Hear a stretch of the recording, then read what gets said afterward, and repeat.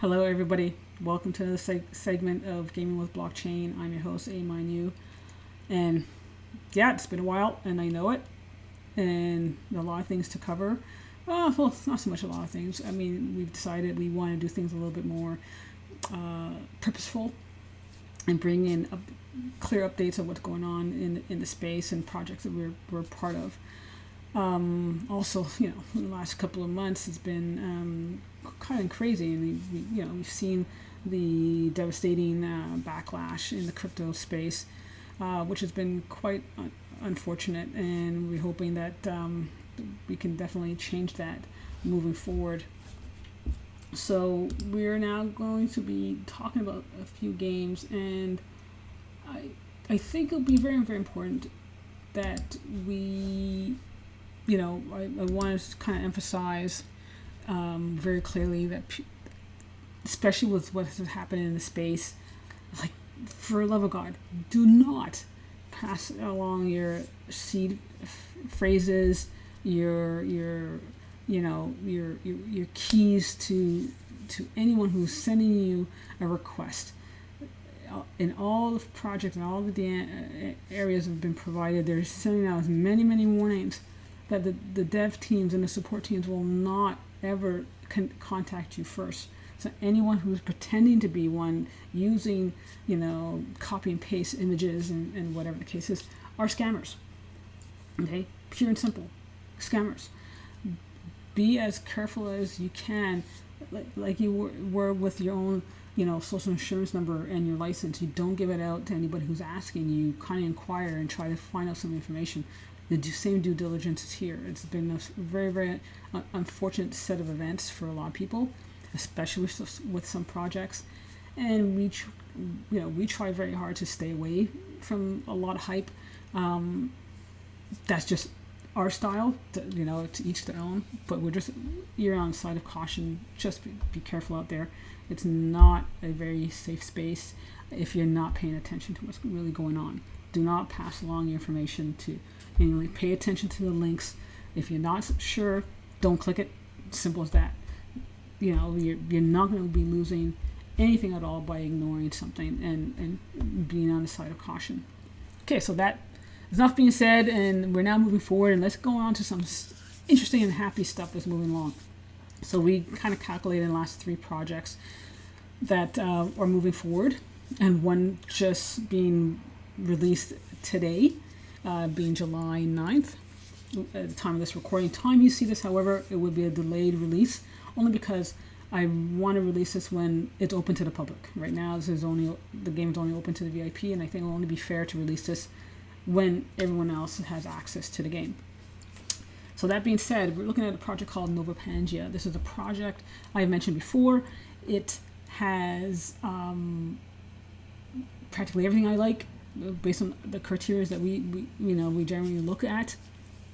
And the concept is, what is Earth, if it is Earth? I'm just making an assumption.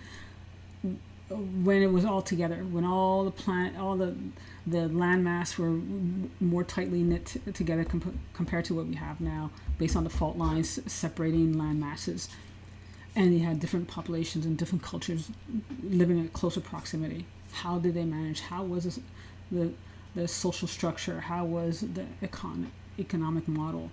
What was it like? And this is the imagination. This is the probabilities. So we had designers who come up with the same gameplay. And what I like about it is a lot of things were being paid attention to. So you're looking at right now is their marketplace. It's a marketplace that, their items are sold within their own ecosystem using creator credits. So you could buy a pack. Each pack of has different NFTs. Those NFTs have a different value based on the rarity. So we'll take a look at what the collection I have, just as a preliminary idea. So again, common cards having the least value, higher rarities having the higher value, and you can understand how that moves along, which is great. So you bring in various different economic models in place to buy in-game assets to play the game moving forward. So they have the Nova coins are coming through. You have a total of what your credits will be at the top here. and then you have your voting tickets, which will move along. So I'm not sure if you can see this, and hopefully you can. Oh, you're not seeing that. So let me kind of scroll this down a bit. There we go. So there's a little bit more in view. So you have the Nova coins, the creator credits, the voting tickets, and everything else that's coming into place. I think it's a good start. It's something that's, again,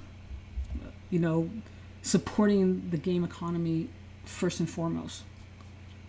And then from there, you have right now, as I said, a marketplace. You can go in and buy other assets that you may need for the gameplay, and this is taking a bit of time to load.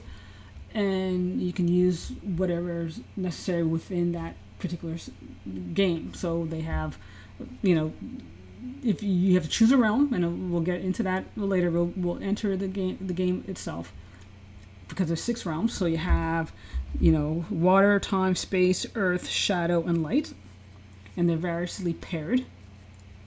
And each realm has its share of lots in which to buy land. Each land then has a possibility to have a building structure on top, and the building could be, at this current gameplay, one for materials, energy, or food.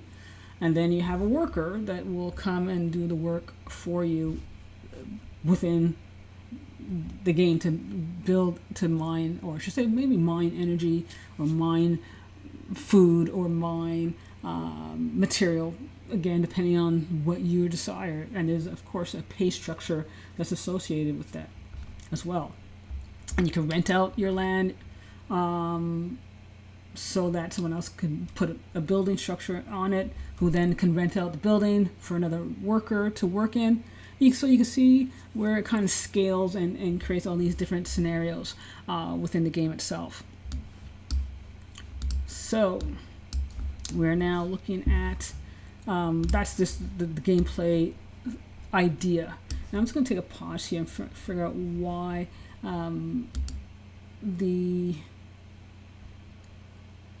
see what's going on, so I can make sure that you're seeing what you need to see, because it seems like the game is kind of, or say the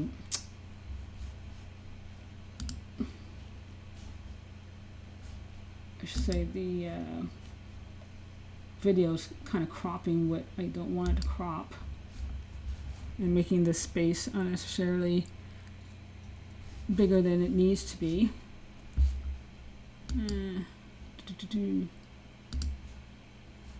And so hopefully you can see everything that's necessary without risking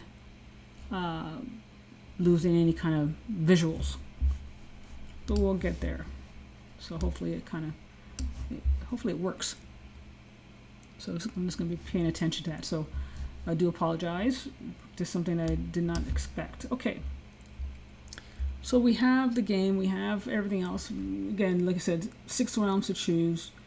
What does it all mean? We have the leaderboards. Like, a lot of people like the leaderboards. You can, again, check out the leaderboards if you need to. And you have an idea of what the creator credits are needed for each kind of NFT style that you want.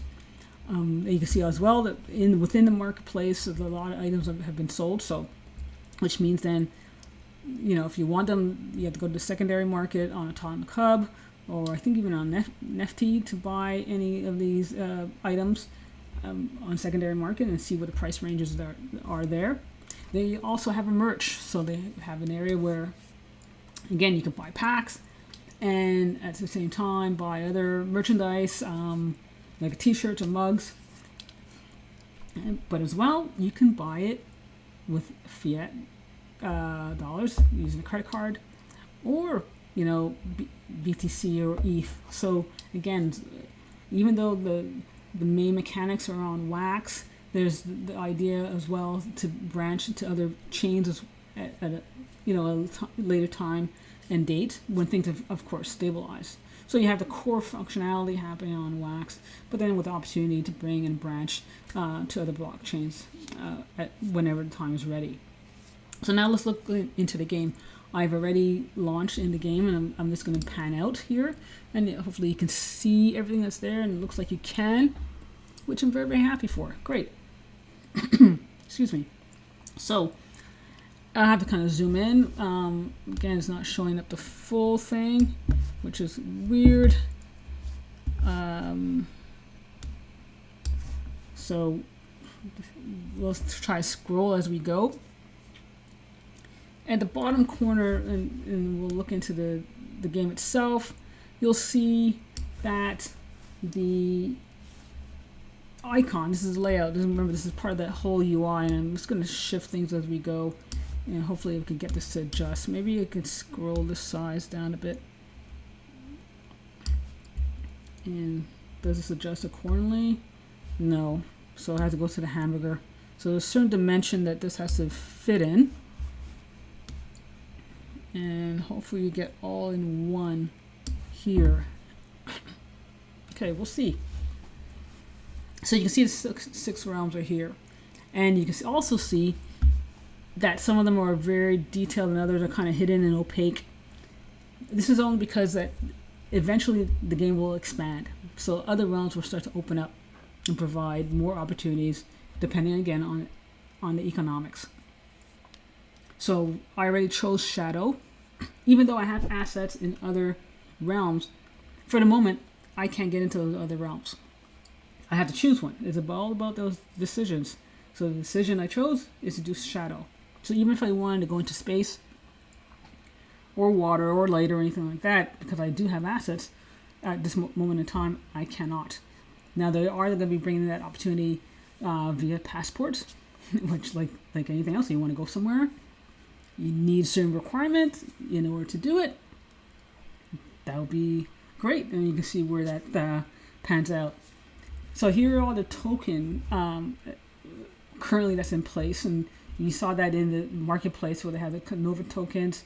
These are where they're being tested right now. So you have the Nova Energy, Nova Building, Nova Food, Obsidian. It was going to be the key resource for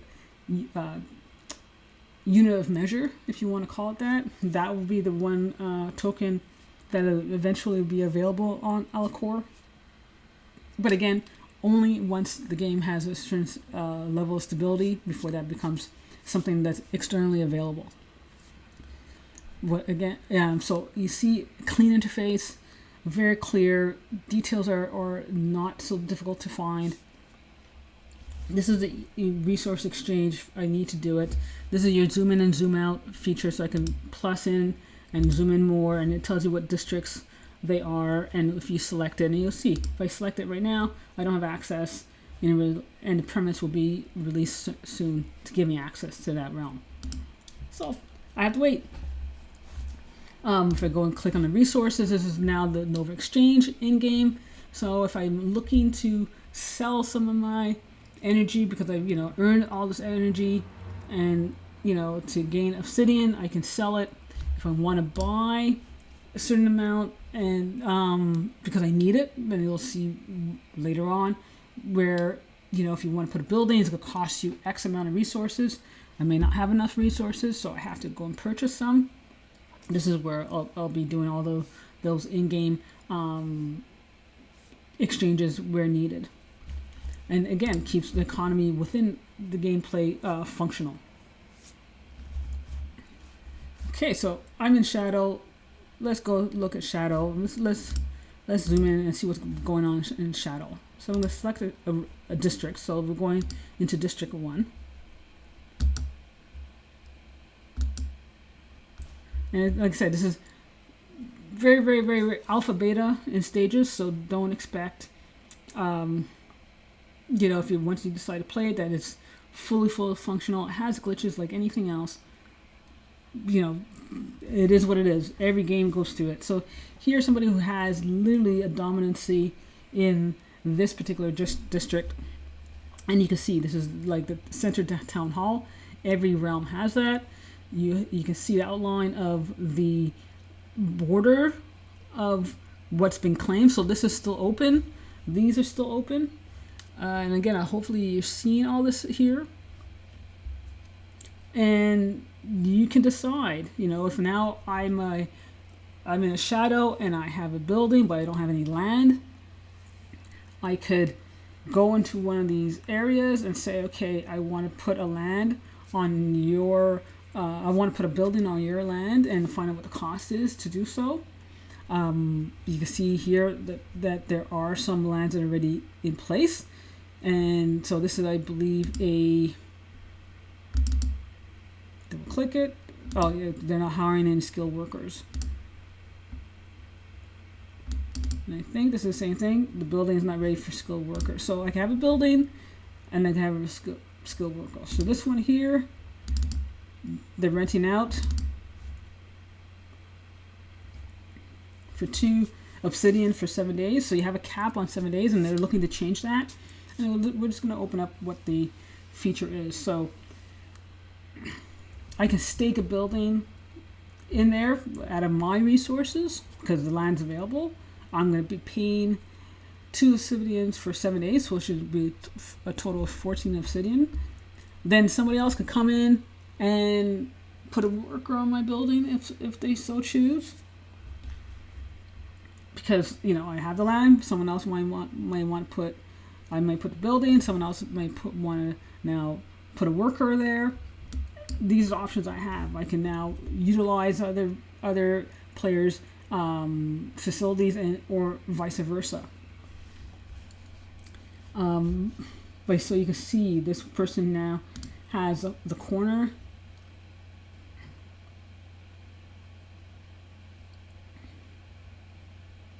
And this, again, it's a little slower to load, but again, expected. I could put a worker there. And what the wage will be 1 obsidian for every 12 hours. So, you know, and you can only work 12 hours before you have to rest for 12. So in a day, it's literally 1 a day. So you work 12-hour,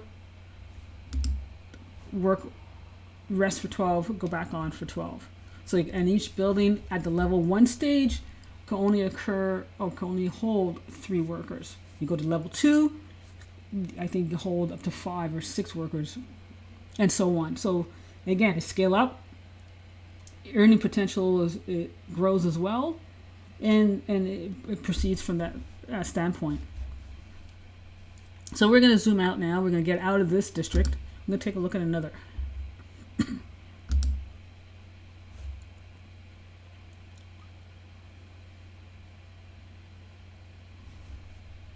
And we're going to go to, let's go to District 7, just for the sake of it.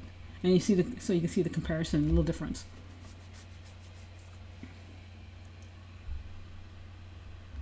And you can see how this one's different. It's completely surrounded all the way around. Same player.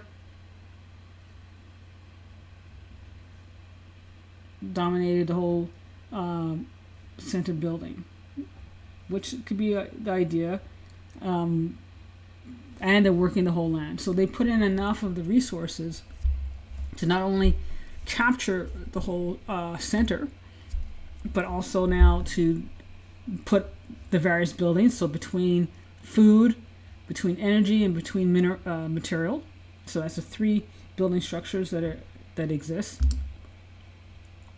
And they're not ready to do they're not ready to rent anything right now. So either they have their own workers doing all the work in a rotation, or they just haven't put up the job requests at this time. So you can see the layout is clean as well. Here's a feature. If it was on a map, I don't have a lot. Again, I don't have a lot. This is one of these new games. You can deselect if this starts to get really busy with all these different players and with all their different buildings and whatnot. You can start to clean up the map a bit and visualize where you want to be. So I'm just going to, so at this bottom left, bottom right corner, you have these icons, and you can turn off different features so you can see your possessions a lot clearer. So I'm going to click on this icon here, and that's where you want to kind of post jobs or rent your land. So you can see here there's no land for rent in this district.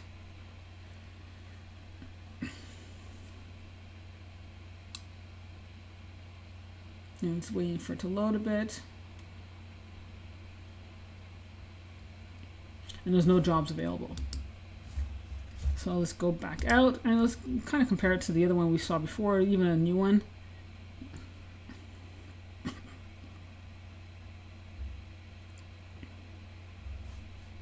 So let's go back to District 1.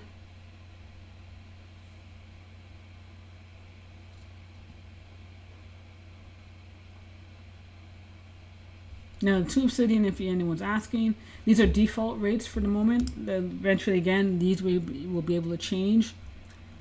But again, the whole idea is stabilization of the economy before making any drastic changes. So you can see all those 2 obsidians that were there. These are the ones that are now available to rent. And once we go to jobs, are there any jobs that have been provided just yet? I didn't see any, but you know, let's take a look and see. And there you go. You can see one is being add a worker, and you know, for the different buildings that are in place. So if you weren't looking for a job, you had workers, and you were like, okay, what district do I want to go to? Who's offering the best rate? But as I said, these are all by default. So it'll take a little time for the project momentum to grow. So hopefully this is something that brings of interest, and you know, like I said, it's just in the beginning. It's something very, very new. And it's hopefully something you enjoy, and I think it will do well. And this, again, this is a personal intake. This is not financial advice. This is not something to drive. I just believe the project does have great potential to provide something different in a space in its own way, because they're taking a different spin on the whole community process. They're now putting everyone together versus saying, okay, everyone's apart. How well do you kind of bring in your world? And they have a storyboard and storyline that's going to be coming in, so they're having their own lore. I think this will do well. I'll be surprised if it doesn't, to tell you the truth. Okay, so we're now on to another project. So we're signing off and leaving Novopangea, and we're heading to. I think I'll log myself out as it does. We're going now to Alien Worlds. We're gonna load that one up. Different browser on that one, so how to kind of set that tone. And what I want to do here, because it's this one's a more wider screen, so I'm gonna try to bring in as much as I can in this feature here, and go, okay, what's wrong? But hopefully you can see the key elements here. So Alien Worlds, you know, a very quiet project. This is one of those projects that will just come in and go here. And I've said before, it's not a project that I am worried about. It's a project that I am kind of curious on where they're going to head to, only because they're just very, very quiet on their back end. And that's fair. You know, every project does what they need to and how they need to work it. So I'm just put my mine in, because it just ended mining. So here's a mining game. To reiterate, if anyone's new to the channel, and please don't forget to subscribe. You know, share it out with your fellow viewers. Let them know that we have a lot of things coming down the pipeline. Add any commentary, add any questions. It's definitely worthwhile to hear from you, and I appreciate that. I appreciate all of your commentaries. So, you know, it's a mining game. Alien Worlds, go back, it's a mining game. You mine. Oh my heavens, what happened here? You mine, and you gain, with a combination of your assets, you gain Trillium. So you're mining for Trillium. You in the first start of the game, and all you're looking to do is accumulate and accumulate. So what has happened since our last discussion, they now have created a Series 2 for the missions in Binance. Now, where everyone's kind of curious of what will these NFTs on the Binance chain actually do and bring. So let's take a look. And if you're not familiar with that, you have to have your MetaMask wallet. These are all the missions that they've gone through already. What are the missions like? I try to tell people, if you're familiar with DeFi, it's like a DeFi with NFTs and with token. So, if you do a DeFi, and if you do it early enough, depending on how many, you have a certain percentage that's going to be rewarded. There's a certain epoch or a certain time frame for some of these missions, and within each epoch or each time frame, depending on how many people are on this mission, then there's a certain amount of Trillium that's rewarded. So the more people that jump on within a timeline, the less Trillium that's rewarded, because now there's more to have to be shared. But it's a catch-22. Not everybody will catch it in time. Some projects will have, as you can see here, there's 56,000 spacecraft. If you could catch that, 56,000 plus. This one here, but the reward is about 13 trillion. That's now the close cap. So you see the example. Here the reward is 8 trillion, 5,000 in place. Here the reward is 5,000, 15 trillion, 15, the reward is 44,000. So between 5,000 and 44, you can see where the slight scenarios change. DeFi is the same thing, depending on when you enter the market. This one has 7 hours. It's only, and you may wonder why the numbers are so low for the spacecraft, because to join it, again, is how much you put in. This is a 5,000 ticket cost on this mission. These other ones has already departed. Let's take a look. It already has departed. Some, range from 20 trillion, 40, 1,000, 200. So the rewards reflect the price ticket of entry, and against as well of how many participants that are part of that flight mission. So that is the DeFi style. But then what will happen once you have these? And that's what everyone's trying to question. So this one here will start in 7 hours. It's 12 weeks long, so it's a duration of the epoch of 12 weeks. And the reward to now, until it's locked, right now the reward is 1.875.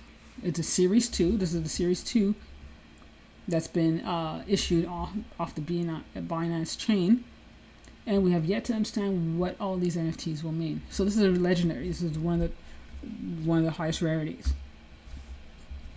And we're all questioning.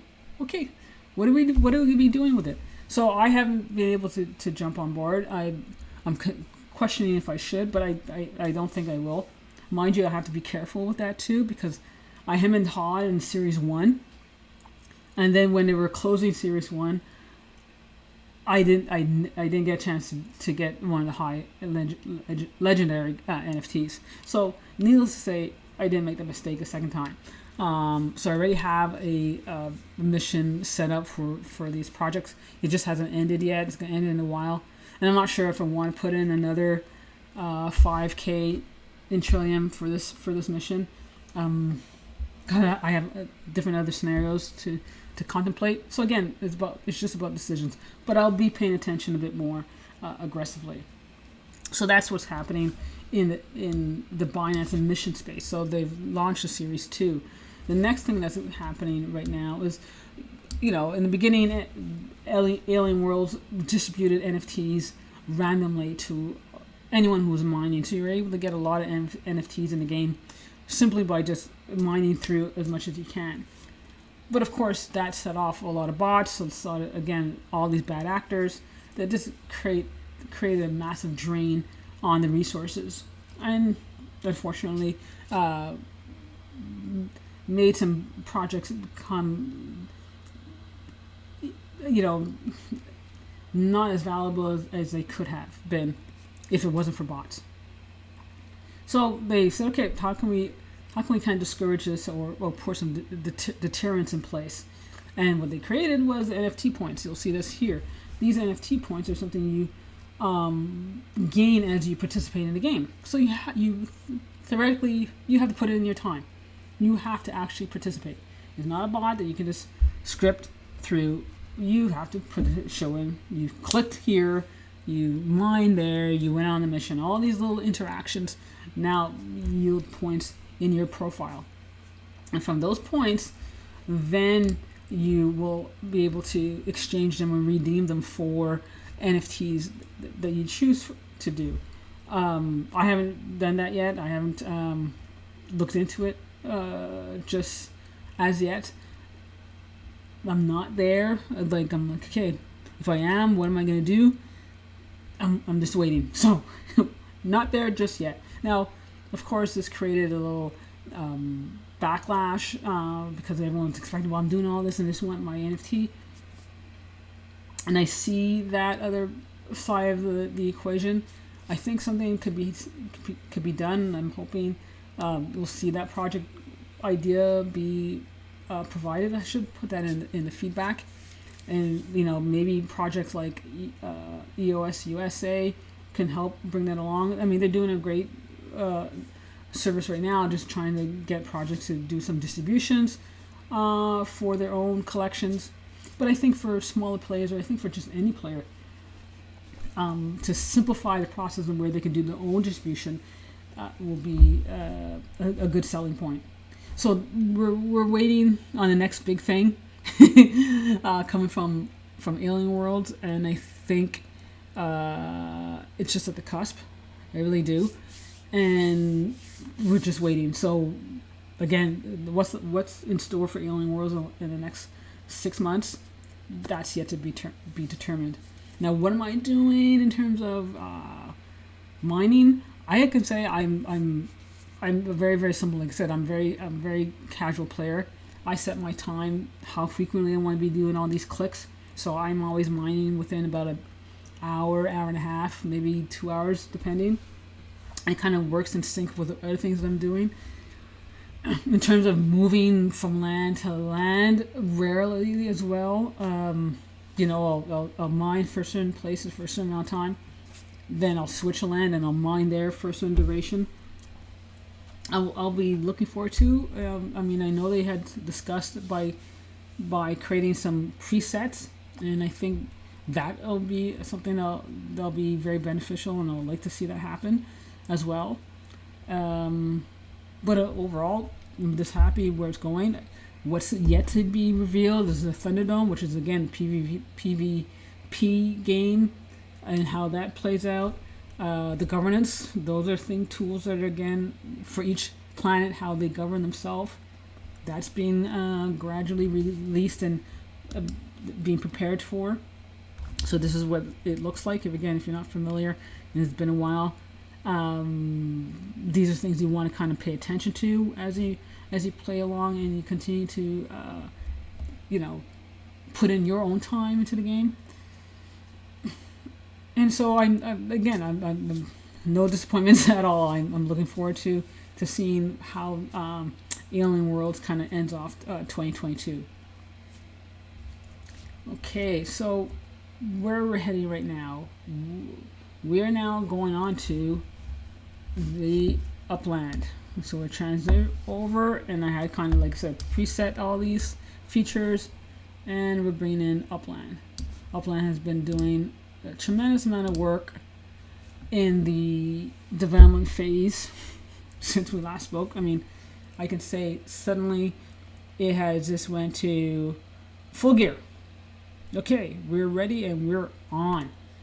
Everything that, and they needed to, and I'm glad they have, and I'm glad they got the resources and developments that has happened. So let's recap in the last 3 months.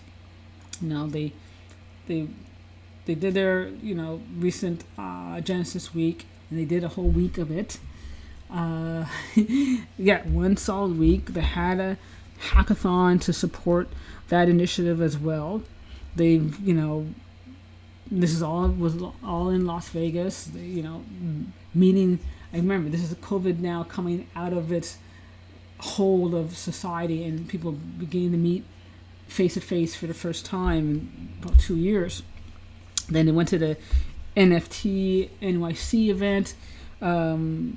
They're now doing, which has ended today, their Freedom Fest edition. Again, treasure hunting has been very, very popular. I've not one to kind of comment too much on it. I don't really do it, but reading the commentaries from other players in other communities, people are getting the hang of it, and they're really enjoying it, and they're gaining spark. And we'll touch more about that a bit on end. So what's going on? So Upland now, you have the NFT Memento flashback sale. You have the last chance to really get into it, which I guess just ended. If you, again, it's in football and you want to collect your series in order to kind of get the more ultimate NFT memento or rarity. That's the best way I could describe it for anyone not familiar with Upland's terminologies. This is the chance to go in, and we'll zoom around those stadiums and where you find all these assets as well. Here's the newsletter. You can look at all these newsletters that's been updated recently. There's, international city, Brazil. Brazil's now in the next timeline on Upland. Rio de Janeiro. With Rio de Janeiro, that means they brought in soccer. Soccer has now been part of the next NFT Legits program. So you can imagine where things are flying off the radar and going. And I can understand people. It's one of those things that people don't really understand Upland, or they do understand Upland, because it's not like any other game. It really, really isn't. If you do comparisons to other projects, the only thing that most often they have in common is just the land sale. Outside of that, Upland is far, far different in terms of gameplay and or strategy compared to others. So it takes a little bit of, kind of messing with your head and unlearning certain things to relearn how to understand Upland. And so you go into the main page, and you find all the details are going on, the community challenge, any Twitch streams, all these different things are happening. Discord, YouTube Discord channels popping up, growing the communities and moving forward. So here's why I'm surprised and why I'm liking and bringing this update.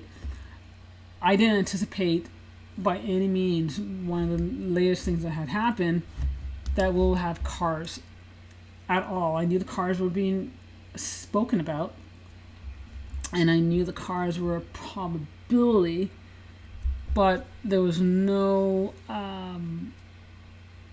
I didn't foresee any intention that this was going to happen this year. In all truth, maybe at the end of the year we had a slight indication of a car model, perhaps, but nothing in the sense of actual cars being manufactured and sold and then raced. And let me add that I didn't expect racing to even come close until next year. So clearly Upland understood the necessity to kind of up their game and bring and start to deliver a lot of the features that were just not being too long in the delay phase. But you need, again, like anything, it's a catch-22. You always need the resources to give you the time, to give you the means in which to push forward. So, and then it's a proof of concept. How do you get the resources unless you have the proof of concept, right? So here we are now in Upland. Let's take a look at what's going on from the Metaverse video. So this is the motors, and they're the ones who built their little factory. They're the ones who have now the cars on sale. If you haven't seen the video and gone through the various streams, you can see. And I'm just gonna turn this down a bit so we could look at it, and you get an idea of all the cars. And I'm going to show you some of the stuff in game as well. I wanted that, didn't get it. There's a lot of things I want, and I can tell you right now, I didn't get not one of them. So I'm not happy. But I leave it alone. There could be more. So I'm like, okay, I pause. Now, you can see these are structures that are in the game. So you see everything's all mapped out according to the layout. These are buildings that have been built already in the game. So you as a asset holder for a building structure, you're going to be seeing your building in a race. You got the water, you got the laps in the screen, you got the street, you got everything that's in place. So how this continues to build out is different. Completely different entirely. Now, like I said, I didn't expect this. This was a shock on my end to see that they've gone this far with all the development for the car racing, which means that this is going to bring in a huge amount of interest for anyone who has the vision to see it scale. And with that includes the meta ventures, and I will get into the meta venture element in a moment. So let's go into Santa Clara and let's look at the factory so we can see some of the details. So here's the factory. You'll be building the factory, so players will have a chance later on to be building their own vehicles and bringing in, again, with of course approval. So here's your model, here's something you want to create. If it's approved, now you just need a facility to do it.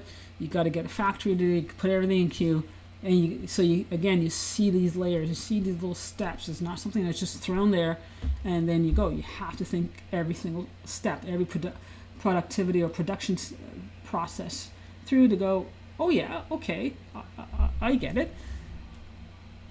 So this is all the cars that were put in queue. I didn't see the trucks here when I was looking at it earlier. And so the production is all finished. There's nothing left. All these are sold. They sold very quickly. Like I said, I didn't get not one. I didn't even get, it wasn't even worse. My queue at the time when I was on the list was like 5,000 or something. Yeah, right. I didn't even bother going back. Let's put it that way. So let's shift this out.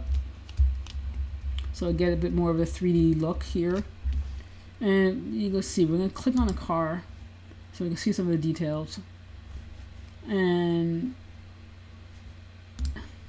it tells you who the owner is. It tells you the model, right? When it was minting end dates and when it's expected, is existing mint. You can see it on the blockchain. And really, really nice. The sedans. Here are the sedans.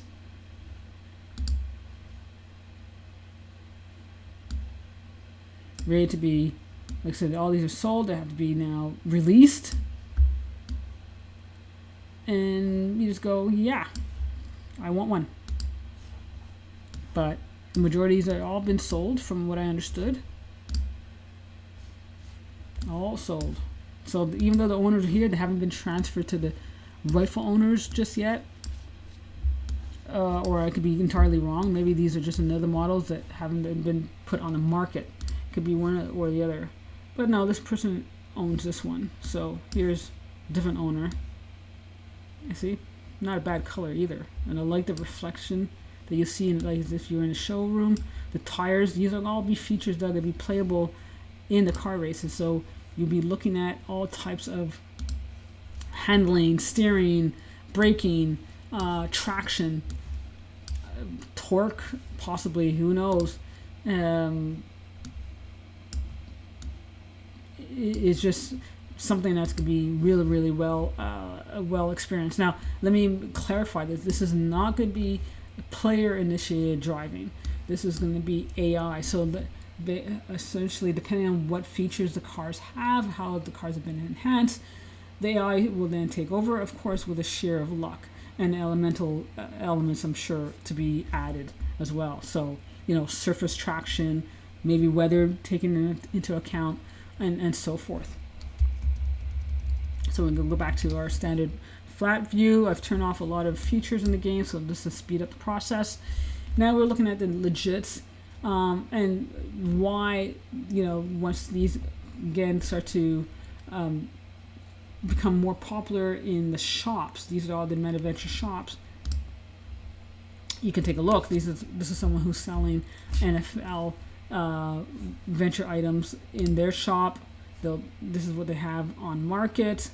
New essentials will be coming soon. And what do you want to achieve? What is it you're looking to purchase? My team fan score is none. As I said, I don't have. I don't play the sport, so I have NFTs within the NFL, but I haven't scaled up because it's just not my sport. This is something I may put on secondary market if anyone's interested. That's fine. And for me, this is all a test. The same kind of appeal would be for soccer. So all these orange icons are the ones that will tell you everyone's own store. So Loyal's legit. You could look in their market, and this is what they have that's going on sale. The jerseys that they have, the caps, and this person was primarily more a cap person. And why? And like I said, if you're a thorough fan of football, you'll get this. This will be your thing. This is the kind of stuff you would want in order to kind of specialize your collection, right? And as I said, I'm hoping you've seen all this and that all this is making sense for you, and then we can go and explore other things. And where's the one I want to show in regards to I'll let's go back to San Francisco for a second, so we find another shop just as an example.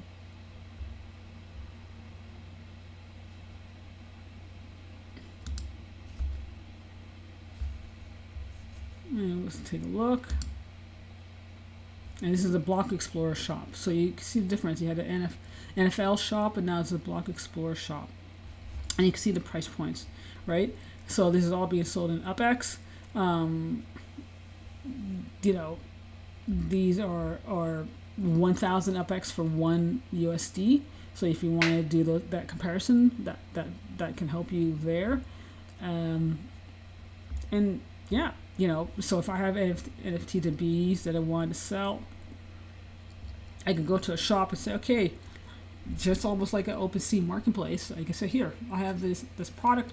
I want to, I'm selecting you to be my co-signee, and here are my NFTs. Put them on in your display to sell.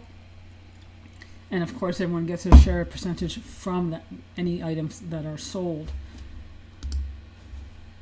So more and more of these shops will open up and create that kind of exchange and volume again in the game, right? So now we're looking at, and now keep in mind, that's just one element. So when Upland now launches and stabilizes the EOS bridge via to ETH virtual machine, all those projects that are on, let's say, OpenSea or Mint or Rarible and all these other different marketplaces, I can't keep track of. Let's say there's certain projects that are really, really appealing, and you think they'll probably do a little better in a less gassed environment. They can port some of those projects items over into Upland and have a marketplace within Upland. Again, depending on the approval and the process and everything else, and vice versa. You suddenly have this great property or a great location, and you want to put it on a different market because it's like, hey, this area is really, really cool. Can you imagine? So you have this exchange between a volume entities, or I can say just exchange. You've this increased your exposure or provided additional utility for opportunity use cases. Now, one thing I would like to see here, and because of the racetracks are coming, I would like to see the racetracks. I would like to see a little flag here or here, because we've got the football, so I'm expecting to see a little flag here with a checkered flag, and you see all the racetracks that have been approved, commissioned, ready to go, depending on what city you're in. So the highlights over the overlay, and you go, okay, this is a racetrack. And how you visualize the race or how you watch the race, that's yet to be determined. But I could foresee that coming. I'll probably have to update that later. Now, talking about that, because these are all the nodes, there's so many different nodes that are being in place in development stages, primarily for the racetrack right now, but in other projects as well. So let's now head over, my area, Puerto Rio, and I have something that's been hard to kind of push and develop, only because, again, it takes resources, it takes time. This is a huge area if you're looking at the map in comparison to most zones. Quite a lot of population-wise in terms of what it has in place, but it's a good shape. It's a good mix, but not easy to develop, not easy to get the ball rolling. And neither here or there. It's something that hopefully in time that it can be established and work forward with. So that, was a personal showcase of mine. And I've had other nodes that we've discussed in different projects or different streams. But for now, that's Puerto Rio. There's something I hope pans out, but I have to kind of play the cards cautiously. However, the other node I'm really, really excited for, and I participate in quite often, is all around the other side of the ocean. And we're going to New York. Let's get across there. And if you can see by the icon on my screen, you probably get an emphasis of where that is. So we're in Brooklyn, New York. And my zone is Red Hook. And Red Hook has been really nice neighborhood. I mean, when Brooklyn was first launched, I was considering it was right by the waterfront. Something about it was appealing. But I had other intentions in different zones. And again, that's a different story. We won't get into that necessarily. But I got a nice kind of feedback and welcome from the community, from Noshipe. I'm hoping he's saying his name right, and up the Dale, who are developing Red Hook right now. They are planning a racetrack on the most popular street called Van Brunt.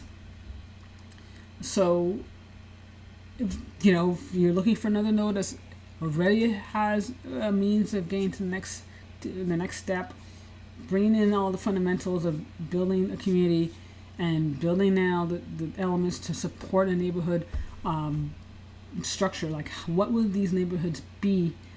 I would suggest taking a look at Red Hook. I would suggest has a character, even in real life. There's certain things that are just uniquely interesting, compared to most spaces. Has a mix of that kind of rugged space in terms of now also becoming gentrified in terms of new development.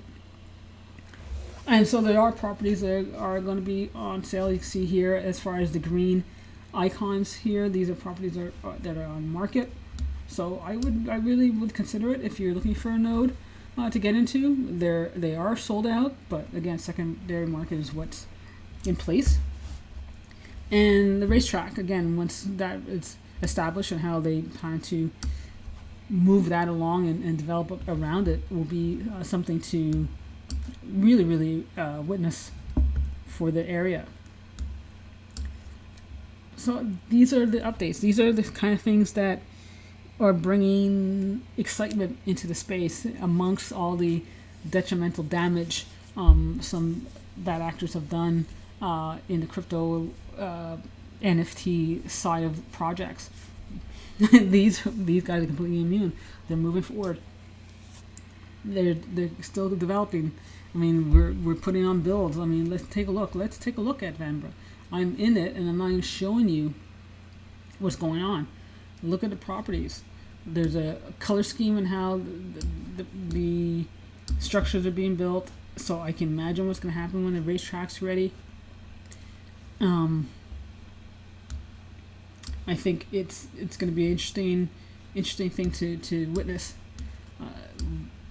And once everything's said and done. So if you want to take a look at some prices, let's take a look and see what some price points are. There we go. So someone's trying to put this on market for 430 UPX, which is about 430 USD. And you can see some already have a structure and to put it on the market, and it's selling for 200 USD. And what we see here, which is not bad compared to knowing that a structure costs about give or take more than that to build. And then, you got some other prices that are just out there, right? So I'm hoping, like I said, with all the videos I'm doing, is really getting people, and I'm seeing more women entering space. I'm seeing more minorities, visual minorities coming on board. That everyone's just taking their time, really understand what it is that you're trying to achieve, and make sure it works for you. It doesn't make sense jumping into something and you don't understand it and it doesn't make sense, or you don't even like it. You're only doing it because someone else said it's cool to do. I hope this is giving you a little different perspective, a little different tempo, so that you can kind of build upon yourself and see where you want to take your exploration into the metaverse, or into blockchain gaming, or gaming with the blockchain, I should say.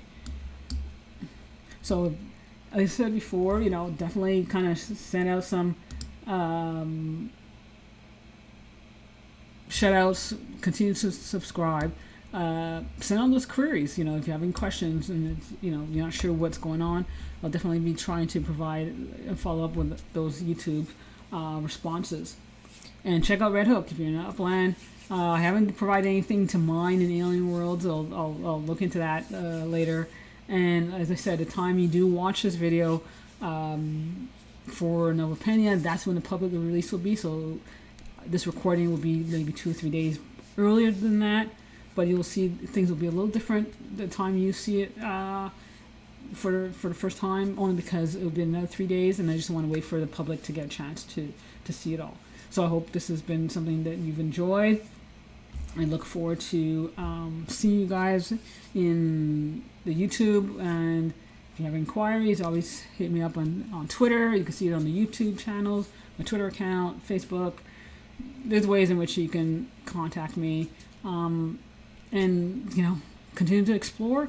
And I see you in the metaverse later.